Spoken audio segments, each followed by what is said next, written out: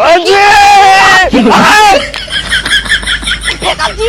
रो फेंकब मत हम रंग अबीर फेंकत नहीं तुम धूल उठा के फेंकत अड़ू का नहीं रो हम से देखो कोरा में उठा के अब बैठा दे भोमा ना उकुल लेके धूर ना का रे जी हम हम दूर हिल में बैठाई हित कहीं का होली है होली कॉफी की होली वाली इधर अरे सारा अरे तेरी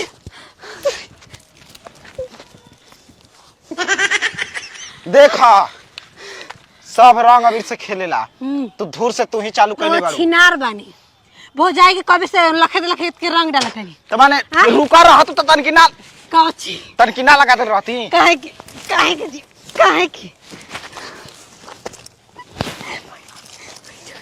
नो नो नो नो नो नो नो नो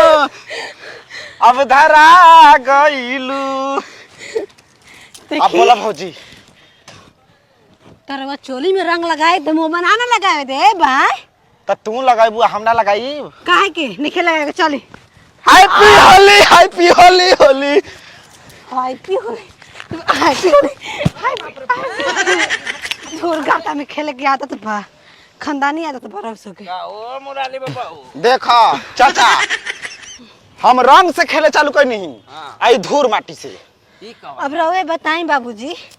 हम कहत नहीं हम के रंग ना लगे यहाँ के लखत लगत के रंग डालत नहीं अरे घर दुआर में खेला जरा अबे कोरवा में टांग के ले जाके पनरवा में बैठा दे तब तनी बैठाई तो ए बच्चा हिम्मत मत बैठाई बैठा दे बाबा अरे काम घर का कही अरे घर में कब होली होली जवन खेले के बहरिया कवन बच्चा नियन खेलत हो जा घर में जाके खेलेला नहीं यहाँ के फिर से गलत से ना हवे ए अरे बाप रे बाप अरे बाप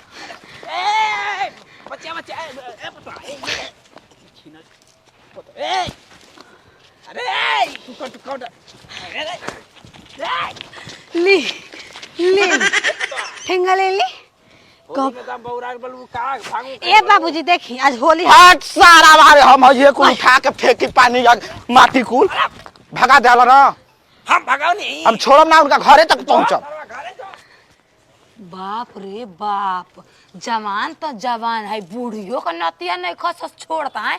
गोइनी तनी गड़ी किसमिस कीने बनारसिया का दुकान पर उ छिनारा बनारसिया नतिया कहीं का सीधा हाथ लगावता जगह पर हैं बतावो ना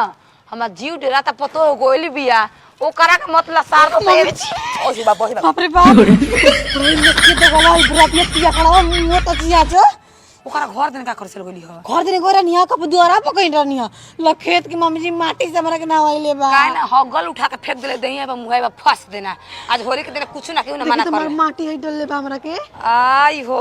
सबत खूब मलावा के आवतलू ओनियाले रंग हैप्पी होली भौजी ए चाची तू दुवरिया पर का खार बाड़ू हो जानता रू देवर भौजाई के होली है त होली है त आज के दिन ह आई हो राम ह को तम देखा मोए तार पतो है के कुल करदाना ह हम रंग या अबीर लगावे दौड़तानी तो धूर उठा के हट में के फेंकताड़ी अब बताओ हम हमार पतो कैसा नहीं हमार से बेसी तू ही जान सकेला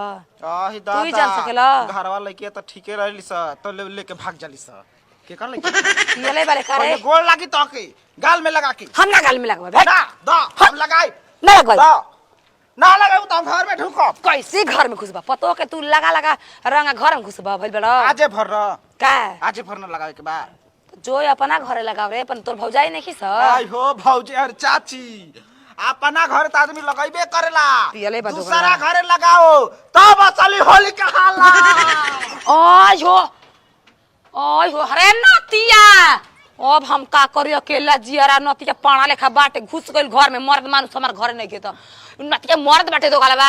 गोल बाजार में मटर आ मुर्गा लिया तो ओनिए रह गइल ए पर आओ त पाह लगाओ तनी पतो एक